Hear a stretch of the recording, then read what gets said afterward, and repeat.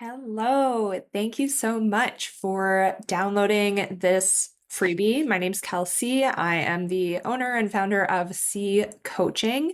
I am a health coach. I help women improve their health in a total holistic way by looking at their mind, their body, their spiritual practices, as well as their mindfulness practices. So what you're going to take from this video today is the four main pillars that I dive into when working with clients. These pillars help everyone and anyone really stay on track when they're on a health journey. It can be really easy to dive straight into a health journey and think like, okay, it's just my fitness. I just got to work out X amount of days per week, or it's just my nutrition, when really it's all of them. It's all of them. And none of them live in an extreme. It's how can you take actionable steps in each pillar with the right tools to feel successful and healthy overall, and in that kind of like middle way approach. So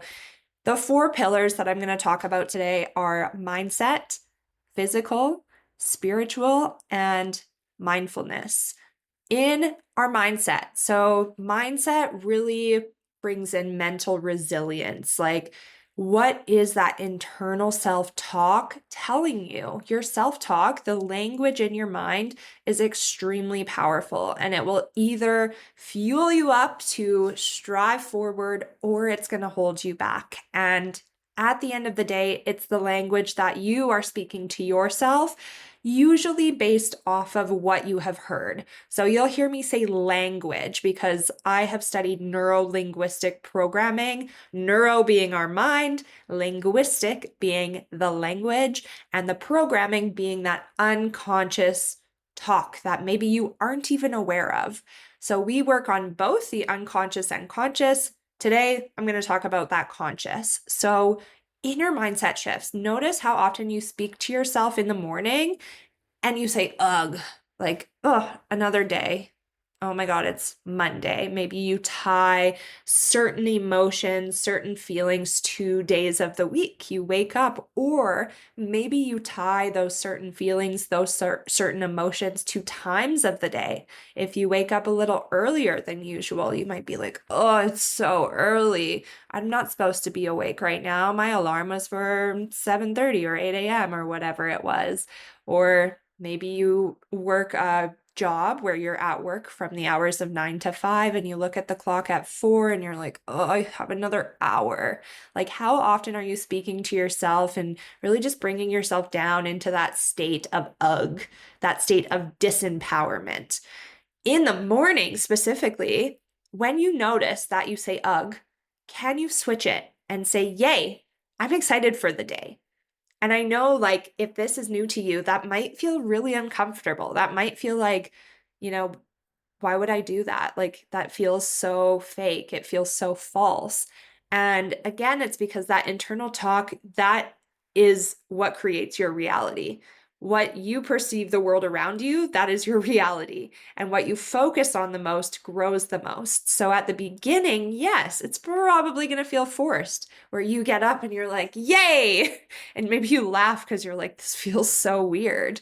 But the more you do it, the more natural it becomes. And if you focus on what's hard and what's challenging, life is just going to continue to feel hard and challenging. Sometimes it's not about changing what your circumstance is around you, but changing how you approach it. And the language in your mind, so you can see I have NLP right here, it's up to you to rewrite. Once you become aware of it, that's up to you to say, ooh, do I like this thought? I don't know if I do. And quite honestly, sometimes it's easier than, or it's harder than it is easy, but it's that practice. And we'll be getting into more of that on mindfulness. But in mindset, like we have two kind of mindset. We have that fixed mindset and the growth mindset. Instead of thinking, I failed, so I might as well give up, that's a very fixed mindset. Try, you know what, I learned something. So I'm going to adjust. I like to use some reframes here. So if you ever use that word failure, maybe you have a fear of failure. Can you rewrite that word in your mind, the definition of that word for failure equals feedback? Anytime I quote unquote fail, and a failure is really just not working out in the way that you expected in your mind for things to work out to, can you just say, okay, this was feedback. I learned something. It gave me some information. So next time when I try this, I'm going to adjust a little bit. Or nervousness. This is another way you can use that growth mindset. Like, I'm nervous. I am speaking in front of an audience, or I have a presentation at work, or I'm nervous about actually stepping into a new gym environment. Those feelings in your body, they mirror excitement. Quite literally, they mirror excitement, the sweatiness, the maybe like heart is beating a little bit faster. Can you reframe that nervousness for these things that are meant to be helpful for you to, okay, I'm excited. I feel excited. So when you say like, I'm nervous, say, you know what? No, I'm excited. And then the fear, same thing. Like, oh, I feel these feelings of fear. I don't know. You can use excitement for that one, or you can say like, okay, this is giving me like a little bit of butterflies. Maybe it's meant for me. Maybe that feeling is something I'm meant to lean into. That's a reframe. And an actionable step that you can take straight out of this one is that pause and reframe method. So when you catch that negative thought, that limiting thought, limiting belief, pause and ask yourself, is this actually true?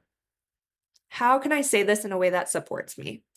Because a lot of the time our mind, it will try to limit us, especially, depending on the story you've been telling yourself for however long. So ask yourself, is this actually true? And if not, what can I say instead in a way that it supports me? Some journaling prompts that I really like for mindset I put down here is, when life gets hard, what belief do I hold about myself? And how can I shift it to support me? Another one that is a great way to start or to end your day is, what are the 3 wins I had today? There's always wins. There are always, always, always wins. And the last one is, what are 3 things I feel grateful in my life, feel grateful for in my life right now? So take those journaling prompts. That's the most on mindset. Like, really understand that your thoughts drive your actions. If your mindset isn't strong, it's really easy to fall off track. So starting there, that's the number one pillar when I'm working with anyone, is let's look at your mindset. Let's strengthen this thing up. And let me tell you, it's a constant process. It's not like, okay, now the mindset's strong and it's constant. We continue to work on it. The next pillar is physical. So physical health includes fitness and nutrition. In fitness, when you're stepping into a fitness journey, my goal with you is to find something you enjoy. Forget that all or nothing mindset. It's not like I must work out, 5 days a week, otherwise I can't go at all.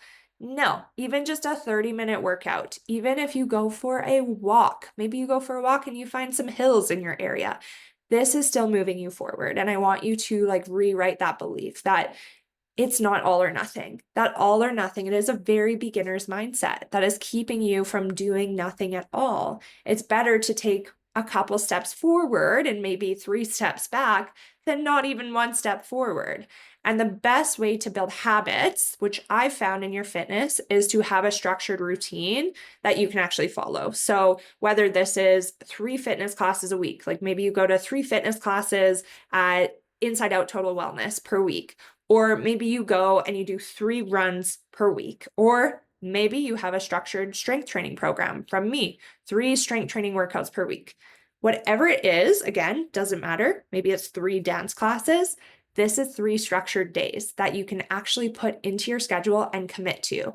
I found if you're constantly switching between things where it's like, okay, on Monday I do a strength training class, and then Tuesday I'm going to go for a run, and then Wednesday, and I'm talking before you've built the habit here, it can be really, really easy to feel like you have way too much going on, burn yourself out, and then you don't actually commit to one thing and you don't commit to following through. It's like that book, it's called The One Thing.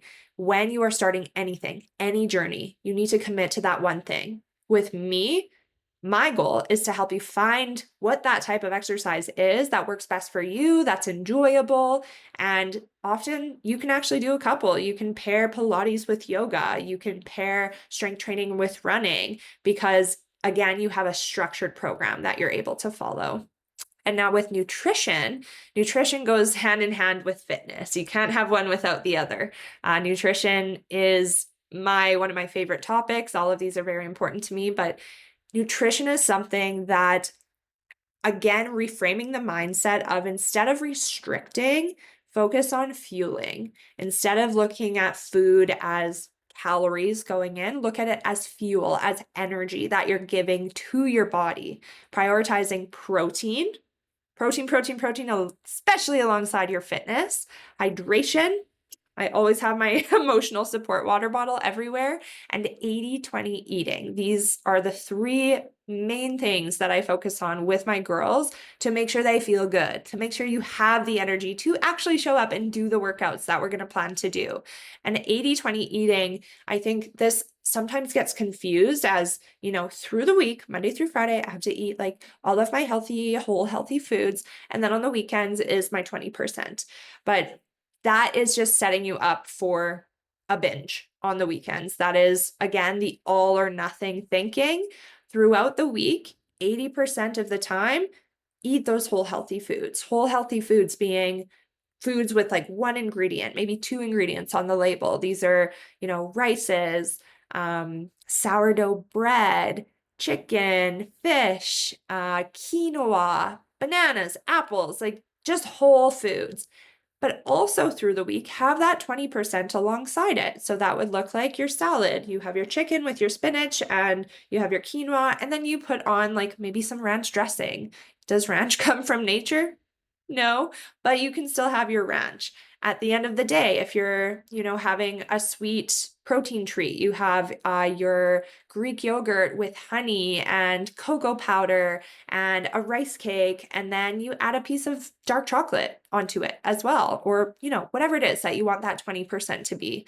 That is how we set you up for like true success in your nutrition, is balancing it out every day of the week, so you don't get to the end and you're like, I'm craving everything that I didn't have, and then you eat like 3 pints of ice cream and you don't feel very good about yourself. And how I start with this is really like tracking. Tracking food helps you understand portion sizes. It is not meant to be something to elicit any sort of unhealthy behavior. It's not meant to help your brain hyperfixate on what you're doing right, what you're doing wrong. When we know the nutritional value of foods, we actually just become more mindful of what we're putting in our bodies.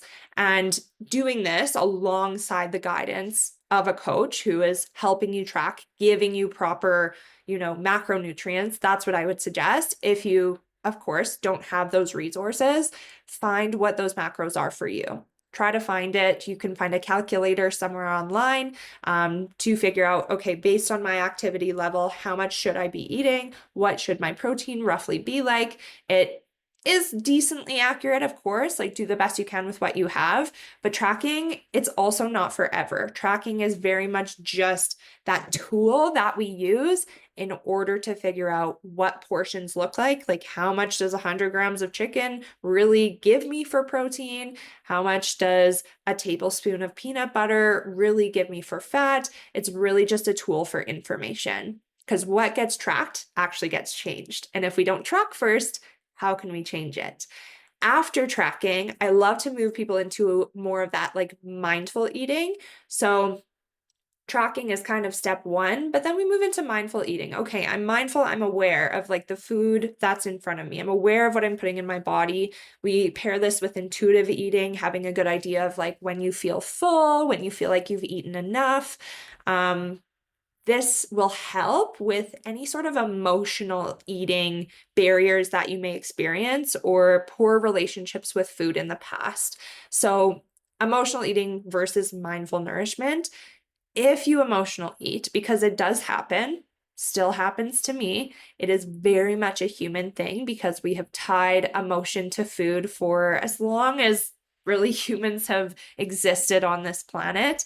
Breaking bread, celebrating, even not a celebration, maybe a sad, a funeral or something, there's always food involved. So emotions and food being tied together, this is not a bad thing. You're not a bad person for craving certain foods.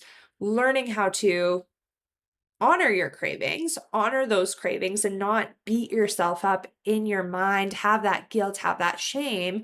That is where you can move away from the emotional eating kind of taking you over and move more towards, okay, mindful nourishment. Yeah, I am craving chocolate, so I'm going to have some chocolate. And you know what? I'm mindful that dark chocolate is a little bit better for me because it's higher in the flavonoids, which maybe I'm even craving this like around my period. And flavonoids, they're just going to help me with getting those anti-inflammatories into my uterus, which is probably inflamed right now. There's a reason we crave chocolate when we have our period.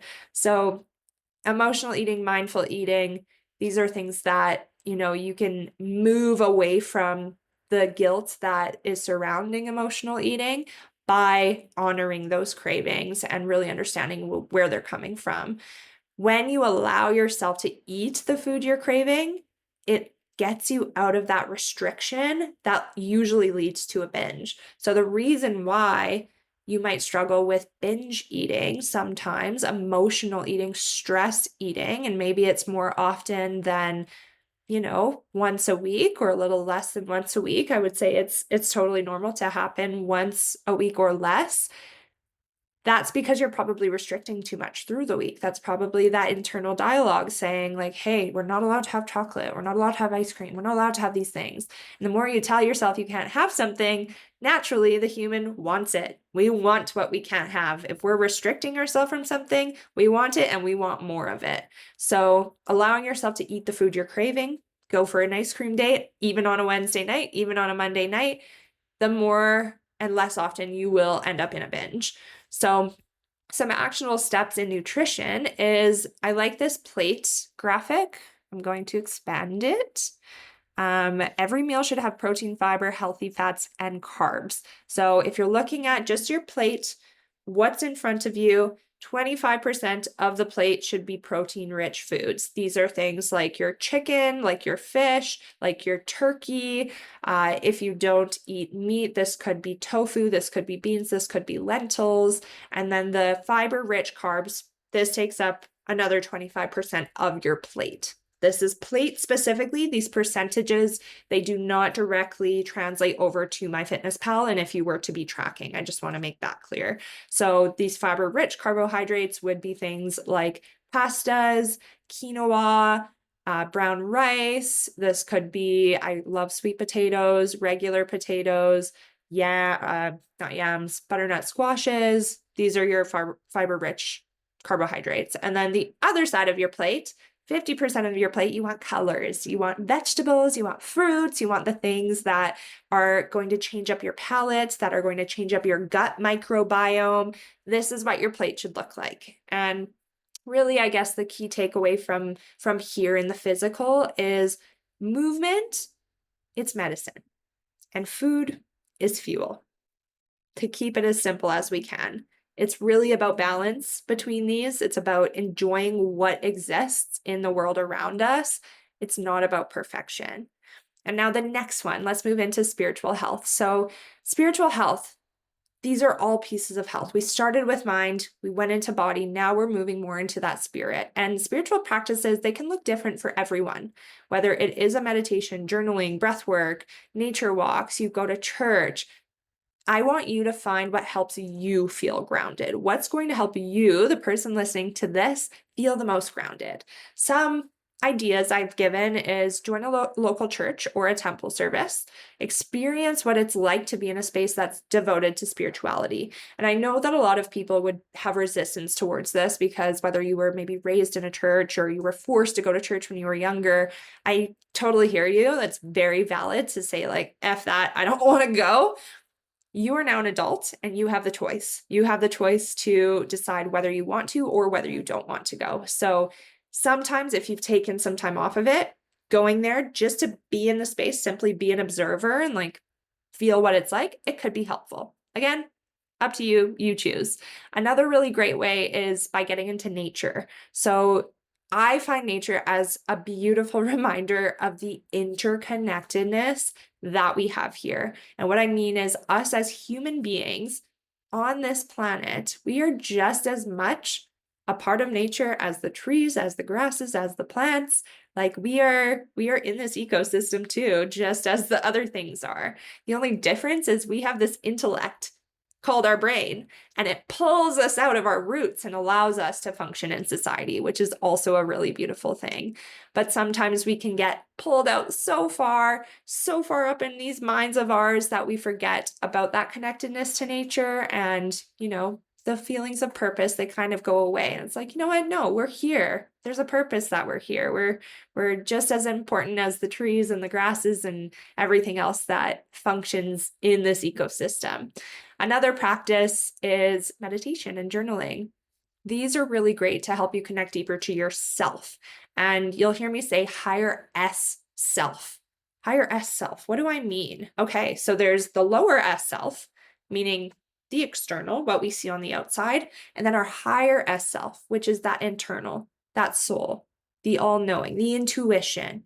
And it helps with making decisions that keep us aligned in our life. In order to connect to that higher S self, meditation, sitting with yourself, not looking at yourself, but sitting with yourself, turning inward, journaling out, okay, how do I feel? Dump on a journal, whatever it is that you need to get out to connect with more of you. Some steps you can take is breath work. I really like just a simple 30-second breath work exercise, counting on the inhale for 4, exhaling for 4, or holding for 4, and then exhaling for 6. Doing this on repeat until you feel that recenter with yourself. Because spiritual health, it really is about connection, whether it's connection to yourself, to your purpose, to what makes you feel whole. It could be that connection to yourself that helps find connection to others and like true connection, true friendship. And now the last pillar, mindfulness. Now, mindful practices, they're really, really helpful for slowing down our busy minds. These busy minds of ours, they keep us in a very constant state of doing. And when we're doing things, when we're doing, we are not really human being. We are not being in the present moment. And when we're always busy, we can really easily live in a state of stress more often than we live in that relaxation.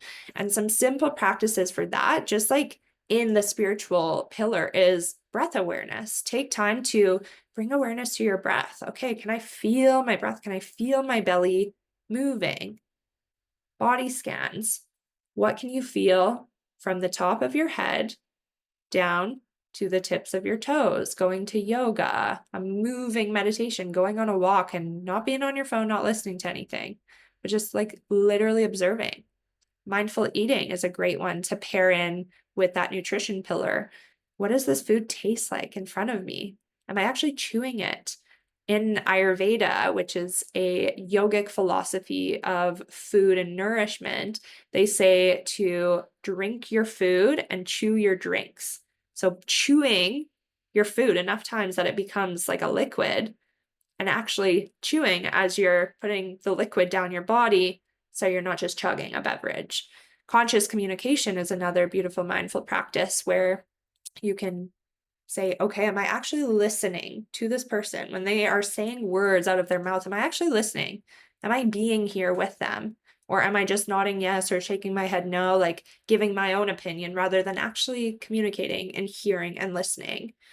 A step that I really like as a yoga teacher and when I do meditations, it's the 5-4-3-2-1 method. This is great if you're ever feeling overwhelmed as well to just take into your practice. So 5 things that you can see, starting there, using your senses. What are 5 things you can see? The next is 4 things that you can touch. This could be your clothes on your body, the floor beneath you, your chair, maybe you have something in front of you. 3 things you can hear, if there's music, my voice. 2 things you can smell, aromas around you, perfume you might be wearing. And then 1 thing you can taste. And as you drop through this 5-4-3-2-1, it instantly brings you back to the present moment. It's just like taking a picture, but in your mind. And so the key takeaway here is mindfulness. It really helps you to stay present, helps you with regulating emotions and reducing stress. And so, a recap. Next steps, let's move into it. So, health. I really truly look at health as a full circle approach. It's your mindset, it's your movement, it's your nutrition, spirituality, mindfulness, it's all of it. These all matter equally. They equally exist together. And so, a challenge that I want to give you today is pick one tool, just one single tool from this video, and implement it right now. I don't want you to wait. The thing with doing it right now is when we take small, bite-sized steps, this is where we actually create changes.